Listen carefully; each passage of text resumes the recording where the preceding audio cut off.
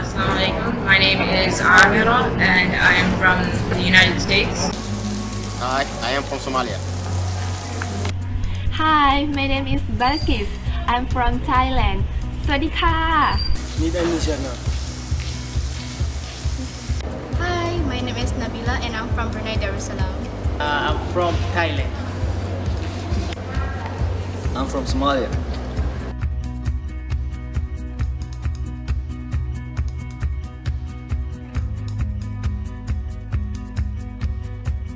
Like from what I've seen, it's very important because we're taking O level and A levels, so it's like from primary schools and then secondary schools, A levels, they're all mostly in English.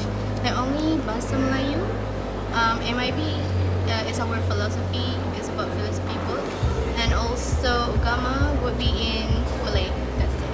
So the others, they're comprised of mostly English books. And most people, they don't speak English. They rather to speak Arabic. So through that, I think English is very rare. It's very, very rare to find people in Somalia speaking. First of all, in Saudi Arabia, we not use English as a language. It's just a subject to pass. Like in UAE, they use Arabic just to pass.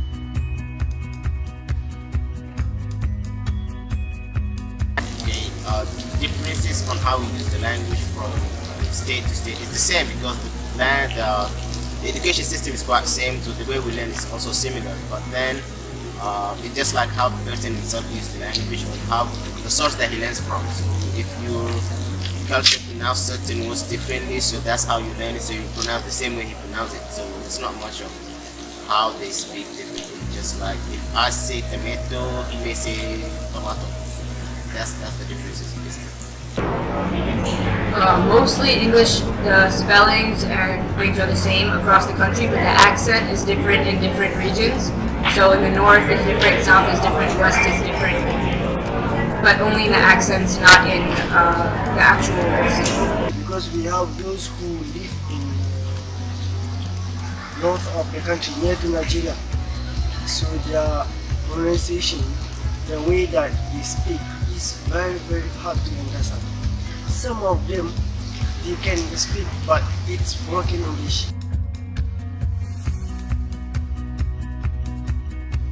I think yes, like before this I volunteered to become a teacher.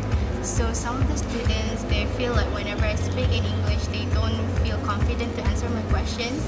So they keep on asking me in Malay, but when I ask them to say in English, like I don't care if they cannot speak English, but as long as they try to speak, then I'm fine with it. But then, yeah, because they feel like,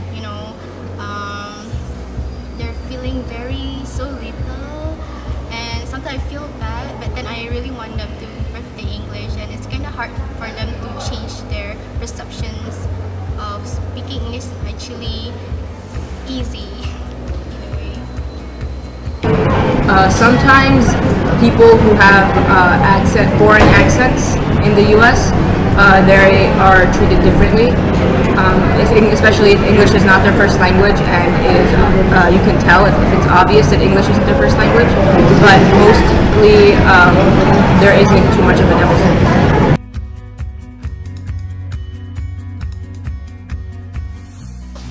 For me, before I come here, I have a little bit basic of English.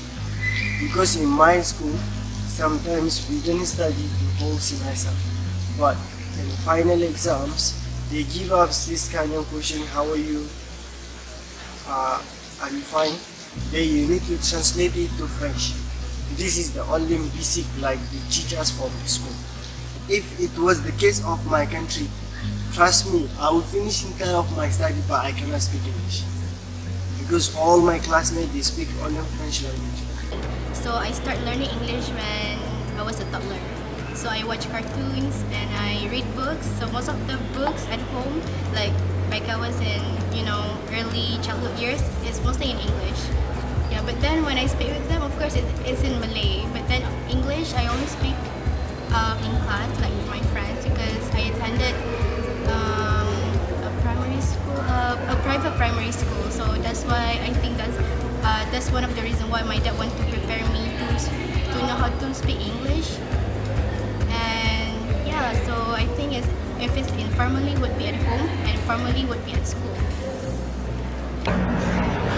Since English is the first language, children will learn it from their parents at home and then in school, and it's the language they use for their whole life.